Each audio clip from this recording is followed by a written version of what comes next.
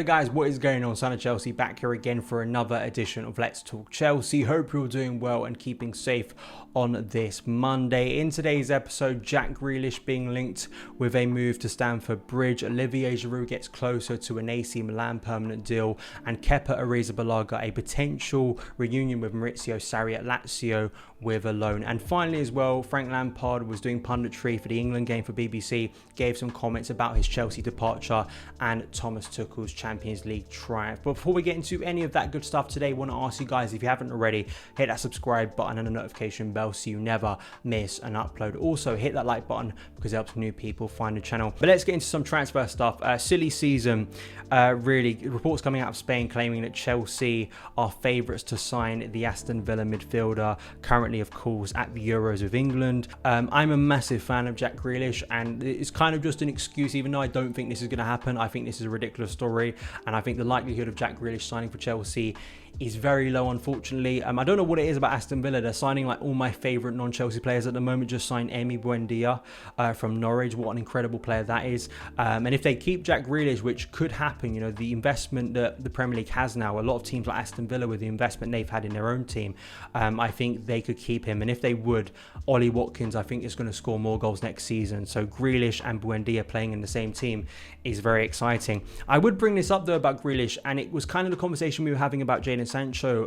If Chelsea cannot sign Erling Haaland, you know, if we can't get a massive striker in, the potential to go for another big attacker has been brought up before, just to add more creativity and goals and threat to that front three. And with Sancho looking likely for a Man United move, I think Grealish would be a truly incredible option. But I think it's very unlikely. But as I've said before, I think Grealish is one of my favourite, if not my favourite, non-Chelsea player. I just love watching the guy play, the way he has developed his game, his numbers too. I think it's put him constantly, in terms of creativity, high in the Premier League. And I think if he was to join a club like Chelsea, I think he could go to another level. He is truly an extraordinary player. Let me know your opinions on Grealish, and would he be a dream signing for you this summer for Chelsea Football Club? Let me know in the comments below. I think something that's much more realistic and has been consistent is Olivier Giroud apparently going to AC Milan this summer, a permanent deal away from the club. This comes from an Evening Standard. AC Milan confident of signing Olivier Giroud despite Chelsea FC contract extension. AC Milan are stepping up their interest in Giroud, with the Italian giants hoping to secure a deal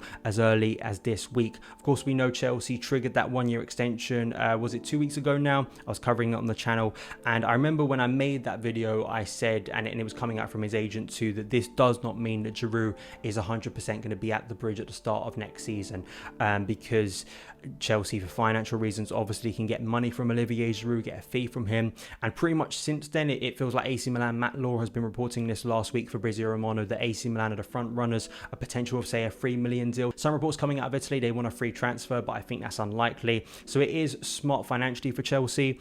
I think the one thing I would say about letting Giroud go, and if we let Tammy go in the same summer, is you're sort of asking more of Chelsea in the transfer market to potentially replace two strikers, unless you're bringing back Armando Broja. Of course, was on loan at Vitesse last year, but I'm not quite sure if Broja once again is a player I want to see just sitting on the bench next season. I'd prefer him to go out on loan again, potentially, and get more minutes, get more development time. Of course, later in the season, Thomas Tuchel started playing Kai Havertz as a number 9, so you add him to the forward line. But is Michy Batshuayi going to be here at the start of next season?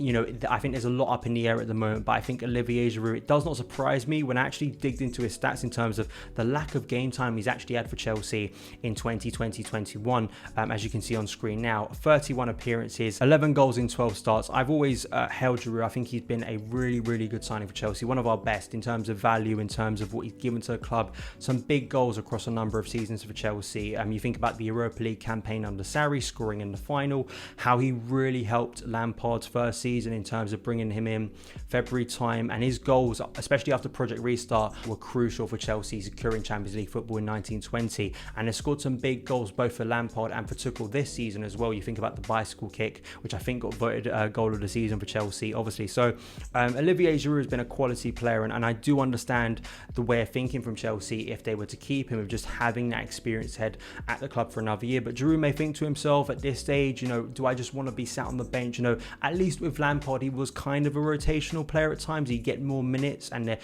Frank would play more of a number 9. Under Tuchel, unless we do get Haaland, it feels like Kai Havertz is going to be the main centre forward once again, and Tuchel sort of operating with a false 9 system at times. So that doesn't really suit Olivier Giroud. So I could understand why he'd want to move on. Let me know your opinions about Giroud. Do you think it'd be a mistake to let Olivier Giroud go to AC Milan this summer? Let me know in the comments below. Kepa Arrizabalaga too is being linked with a move to Italy in Serie A, rejoining Maurizio Sarri. Lazio apparently want to pay 50% of Kepa's wages in a loan move. This comes from Italian outlet La Repubblica. The situation has to be sorted out sooner rather than later, because he has had slight improvement under Thomas Tuchel, absolutely, but still he's not the first choice goalkeeper, and he shouldn't be. The comparison between him and Edouard Mendy, the way Mendy has improved that position, gave more solidity, gave more confidence to that position, and I still wonder mentally with Kepa Arrizabalaga, despite of course being on the pitch celebrating the Champions League triumph, how he feels at Chelsea. I think maybe a feeling of isolation. There are reports like last year that he was basically living in London alone during the pandemic, which wasn't nice. We've heard about the reports of the fights on the training ground with Antonio Rudiger not being in the team, the mistakes he's made at the club, the criticism he's come in for as a young player. So I just feel more and more that I think for his own sake it'd be nice to see him go somewhere else. Sarri was the head coach of Chelsea when Kepa Arrizabalaga joined the club in 2018 for 75 million. I just don't think that the situation with Kepa is going to drastically improve at Chelsea. Mendy is the clear first choice option right now. Of course, Mendy is going to be going to the African Cup of Nations midway through next season, isn't he? Like February time. And that's a problem for Ziyech as well. And potentially a backup keeper is needed with Willy Caballero leaving. So if both Kepa and Caballero, a bit like the striker situation, if you don't have a backup, Chelsea would have to go in the market and sign a more experienced goalkeeper, try and get a number 2, which is going to cause more issues and kind of more work than Chelsea needs. So I still think with the pandemic, it will cause a problem for Chelsea to permanently sell Kepa, and even on a loan. This was the issue I think they ran into last year. The wages are just ridiculous, and in the pandemic, it's so difficult for clubs to cover that even on a loan. So we'll have to see. I think Lazio would be a decent move for him. I think it's actually more likely he'd return to Spain permanently at some point, but he may still be here. And finally, Frank Lampard was on punditry for BBC yesterday, covering of course England's 1-0 win over Croatia at Wembley. Really nice to see Frank looking so refreshed and happy. I think it's really like his first public sort of TV appearances. I know he's done a few written interviews. I think he did one with Matt Law a few weeks ago, but really the first time we've seen him on TV since, of course, being sacked by Chelsea in January. Looked happy, looked refreshed, of course, was covering England. It was a great day for England, of course, beating Croatia. And of course, was asked about Chelsea, was asked about Mateo Kovacic in the build-up to the game, was asked about Mason Mount, but was asked about Thomas Tuchel during the game, which may to some people feel irrelevant, but of course, Chelsea channel, Chelsea fans, you're interested in what he has to say about the situation. And here's what he had to pick out, because I think he was really positive and insightful, and I think was really nice comments about Tuchel as well that I want to read out. On the Champions League triumph under Tuchel, Lampard said, "When you work towards something, you want to be there, you want to be the manager, and I'm never going to try and lay claim on that. I was part of the early foundation potentially, but Thomas did a fantastic job getting them there. I will say when I watched it first, I am a Chelsea person. It was a great achievement by them and very well managed. To see Mason and Reece James perform at that level, people like Mendy, Chilwell and Thiago, who came in during my time there, makes me pretty proud, but it was a great achievement by them and very well managed." I think it was really classy by Lampard, and I expect nothing else really from him as an individual, class person, class individual, class person for Chelsea, a Chelsea icon, Chelsea's greatest ever player.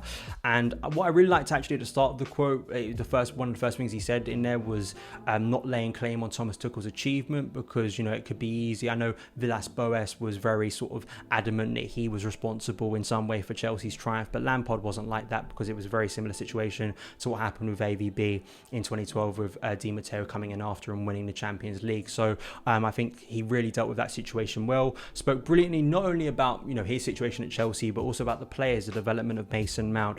Speaking about Mateo Kovacic, he was full of praise for covering the build up to the game too. So if you can find the comments, please go and watch more of them, because I think Frank was very insightful in his all-round punditry, as he usually is, and just nice to see him feeling refreshed. I think he'll get back in the game, whether it's a Premier League job, whether it's a high-ranking Championship job. I'm excited to see what he does next. Let me know your opinions on Lampard's comments on the Champions League triumph under Tuchel in the comments below. But that is it for this edition of Let's Talk Chelsea. Thank you guys so much for taking the time to watch it. If you did enjoy it, hit that subscribe button and the notification bell so you never miss an upload. Follow me on Twitter at SonOfChelsea, and I'll see you again.